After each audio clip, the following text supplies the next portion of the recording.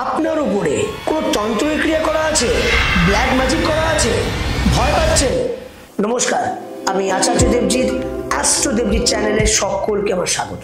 এই ব্ল্যাক ম্যাজিকের জন্য আপনি প্রচুর ডিপ্রেশনে আছেন, ভয় পাচ্ছেন, গা হাত পা ভারী লাগছে, ঠাকুর স্থানে যেতে গিয়ে আপনি ভয় পাচ্ছেন, নিজের বাড়িতেই ঠাকুর মন্দিরে যেতে গিয়ে আপনি ভয় পাচ্ছেন, কোনো কাজে মন লাগছে না, খুব চিন্তায় পড়ে যাচ্ছে, সবসময় কুচিন্তা মাথার মধ্যে আসছে, সব কাজ ভেঙে যাচ্ছে। 100% বলছি আপনার গায়ে ব্ল্যাক ম্যাজিক তন্ত্রক্রিয়া করা আছে।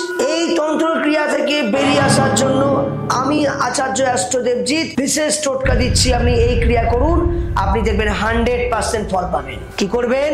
একটি পাতি লেবু পরিষ্কার ফ্রেশ দেখে আপনি মঙ্গলবার জোগাড় করবেন। সেই পাতি লেবুর ওপর নিজের নাম আর গোত্র দিয়ে মনস্কামনা করে 7 বার মাথার ওপর ঘুরিয়ে আপনি চৌরাস্তায় গিয়ে 4 টুকরো কেটে চৌরাস্তায় ফেলে দেবেন।